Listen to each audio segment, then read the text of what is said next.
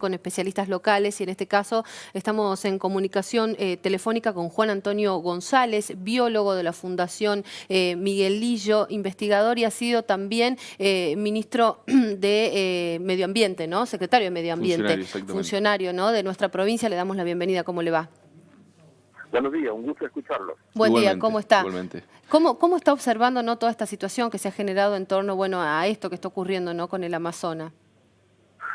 Bueno, con bastante preocupación social como biológica, digamos. La Amazonía representa para nosotros uno de los mayores reservorios de biodiversidad. Cuando digo diversidad, hablo de riqueza tanto florística, faunística y microorganismos. Es una de las mayores reservas del planeta que tenemos. Y además es un pulmón, parte del pulmón del planeta, justamente el 20% del oxígeno se genera en la selva del Amazonas y el resto se genera en nuestros mares. Por lo tanto, quemar el 20% de nuestro pulmón es grave. Imaginemos eso en un cuerpo humano, que me digan te voy a sacar el 20% del pulmón, uno cobra dimensión, digamos, de lo que está sucediendo.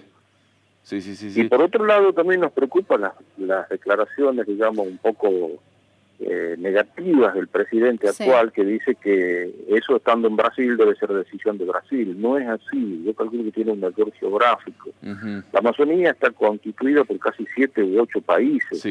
Parte de la Amazonía, si bien gran parte está en Brasil, pero de la Amazonía forma parte Bolivia, Perú, Surinam, Colombia, Ecuador, las Guayanas francesas, por ejemplo, o el Orinoco, que viene de Venezuela, forma parte de la Amazonía. Por lo tanto, yo calculo que Naciones Unidas debería intervenir más y realmente convertir eso en un patrimonio mundial. Yo creo que esa sería la figura adecuada. Si bien hoy hay reservas en la Amazonía, son mínimas, y a veces yo digo que es para calmar la conciencia. Creo una reserva de 1 kilómetro cuadrado y destruyo 10.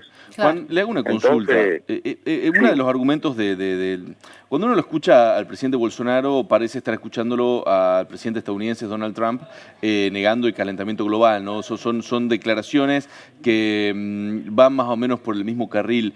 Y una de las cuestiones que plantea Bolsonaro es una especie de teoría como conspirativa. Él culpa a ONGs de haber iniciado estos fuegos, estos focos en venganza, porque él les recortó fondos que le daba el gobierno brasileño a estas ONG para que realicen sus trabajos. La consulta ¿es posible iniciar o planificar 9.500 focos de incendio en una superficie tan vasta y tan inaccesible en algunos puntos como es la Amazonía? Yo creo que es difícil para una organización no gubernamental o varias organizaciones no gubernamentales planificar eso. Plantar un árbol es difícil, planificar no sé cuántos incendios es más difícil aún. Sí creería al revés, que un gobierno puede estar interesado en esas cosas y planificarlo porque tiene los elementos para hacerlo. Yo creo que hay que invertir el razonamiento. Probablemente él, para llamar la atención, tenga mucho de responsabilidad en esto. Si bien es cierto que no es el culpable total, porque hace 50 años que se viene deforestando la Amazonía, se agravó con sus políticas y sus declaraciones. Y eso es parte de un eje, evidentemente, Trump, Bolsonaro o Macron en Francia, que niegan a veces el calentamiento global. Hoy el calentamiento global ya no se discute. Existe, está demostrado. Lo único que se pone en duda es cuáles son las causas. Eso podemos discutir y hacer filosofía. Pero lo real es que el calentamiento global existe. De hecho, los glaciares lo demuestran recientemente en nuestra cordillera. No nos vamos ni siquiera a Europa, nos vamos a nuestra cordillera de los Andes, cómo se están reduciendo. Juan, o sea que... No, diga, termine la idea, perdón por interrumpirlo. Y si nosotros dimensionamos más todavía, teniendo en cuenta que la Amazonía ocupa el 40% de América del Sur, es grave lo que está sucediendo. Entonces es el 40%, no es un 5 ni un 10% de algo puntual, no, es algo sistemático. Repito, 50 años de destrucción sobre el 40% de América del Sur es grave y debería preocupar a todos los gobiernos. Ahora veo que 7 ministros de Brasil se reúnen para reclamar, pero ellos tuvieron en sus manos decisiones en los últimos 50 años. Claro. Y una hectárea, por ejemplo, de selva que se incendia, como en este caso, ¿cuánto tarda? Supongamos que no conviertan esa hectárea en una hectárea productiva, sino que la naturaleza empieza a hacer su trabajo y se empieza a regenerar. ¿Cuánto tiempo hay que esperar para que vuelva a estar como antes del incendio? Si tomamos un promedio de la vida media de un árbol, considerando cuando llega a la adultez, pasan 20 años. 20 años. Claro. O sea, si nosotros no hiciéramos nada a partir de este incendio, tendríamos un árbol adulto recién en 20 años. Claro. Algunos en 25, otros en 30, pero tomemos Sí, pero un una promedio de generación. 20. Sí. Es una generación, entonces es muy grave. Y a esto, si vos le agregás que en la Amazonía también está destruida por contaminación, porque es una fuente de oro muy importante Amazonía, hay contaminación por mercurio. Y tampoco hay que olvidarse que socialmente ahí hay más de 400 o cerca de 400 etnias grupos indígenas que viven en el Amazonas. Inclusive algunas que casi no tuvieron contacto con el mundo exterior, ¿no? Exactamente, algunas hace poco realmente hubo contacto, y si bien el río, el Amazonas, es casi tan largo como el Nilo en Egipto, no es navegable en su totalidad, pero sí es una fuente de proteína para esos grupos indígenas. Claro. Por lo tanto, estamos provocando una hambruna en el mediano plazo. Y le hago una pregunta, González, ¿hay forma de intervenir una vez que se pueda controlar esta situación, esperemos que así sea, para recuperar este espacio? Hoy hay formas muy rápidas de recuperar terrenos mediante drones. Hay un tucumano nuestro, el licenciado Gil, que vive en Estados Unidos. Él tiene una propuesta de reforestación mediante drones, incluso se le puede consultar a él porque estuvo en China, estuvo haciendo varias cosas. Por medio de drones vos podés distribuir semillas, pero en cuestión de días, y te puede hacer el seguimiento que corresponde. Es una manera rápida, mucho más rápida que si intervinieran personas. Y además el dron puede acceder a lugares en que el hombre no puede llegar. Claro. Entonces uno podría pensar en una reparación o restauración ecológica mediante el uso de drones, por ejemplo, con las semillas adecuadas. Bien. O sea, hay formas, hay formas. Bien, siguen llegando mensajes, ¿no? Mientras hablamos con Juan González, biólogo de la Fundación Miguel Lillo. Realmente es notable la preocupación que hay en la audiencia, ¿no? Por este tema que realmente impacta. Uno ve como el fuego va avanzando, como van quedando zonas completamente devastadas. ¿Cómo se hace, Juan, para poder apagar 9.500 focos de incendio?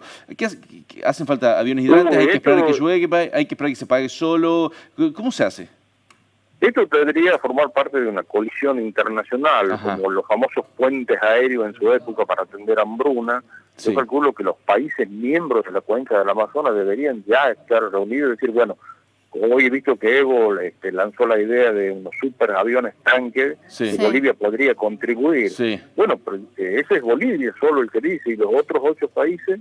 ¿Qué está viendo justamente de eso, ¿no? De la reacción del resto de los países, al margen de, bueno, lo cuestionable que pueden ser las declaraciones de Bolsonaro, pero como para intentar solucionar... Y otro tema que a veces no se lo habla, y uno piensa solamente en el incendio y en el efecto inmediato, es que el incendio produce anhídrido carbónico.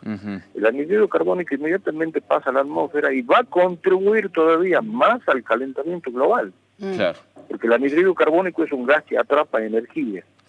Y es uno de los gases que justamente estamos tratando de minimizar en todo el planeta mediante medidas de mitigación. Ese sería el impacto directo.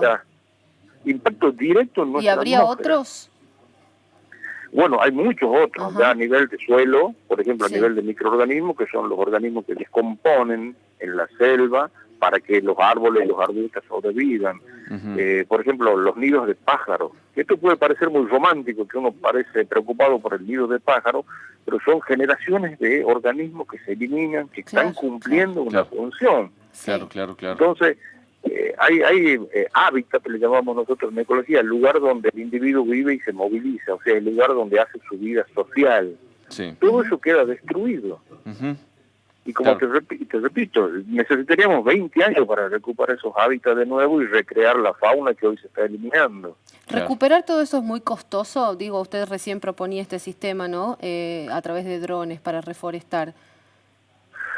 Yo no lo manejo exactamente los números, porque yo calculo que podría ser no tan costoso frente al problema que tenemos que remediar. Yo calculo que se gastaría mucha más plata con un sistema tradicional de personas plantando árboles que con un dron que puede sembrar miles de semillas por día. Sí, el tema es también financiar eso, ¿no? Y quién está dispuesto a poner a poner la plata Bueno, para claro, hacerlo. le consultaba eso porque justamente hemos visto en redes sociales toda esta situación que se ha generado y la comparación con lo que había pasado con Notre Dame, ¿no? Y el incendio y cómo habían surgido los fondos. Social ¿Y qué ve de empresarial, ¿no? Porque a las 48 horas de Notre Dame ya había miles de millones de euros. Y aquí no logramos que los ministros de los países de la cuenca de la Amazonía se junten para decir, bueno, vamos a hacer esto. Claro. O no han aparecido tampoco fundaciones que digan, pongo a disposición tantos millones de euros. Sí, hay más ruido político que otra cosa en el medio, ¿no? Disputas, teorías conspirativas. También me parece que hay una cuestión también con esto, ¿no? Que lo hablábamos al principio del programa, que es que justamente al haber intereses políticos en el medio, un presidente que acusa a las ONGs que acusan a un presidente, muchas redes sociales en el medio, también uno corre el riesgo como consumidor de información, como usuario de redes, de quedar entrampado por ahí en campañas que tergiversan un poco la realidad, ¿no?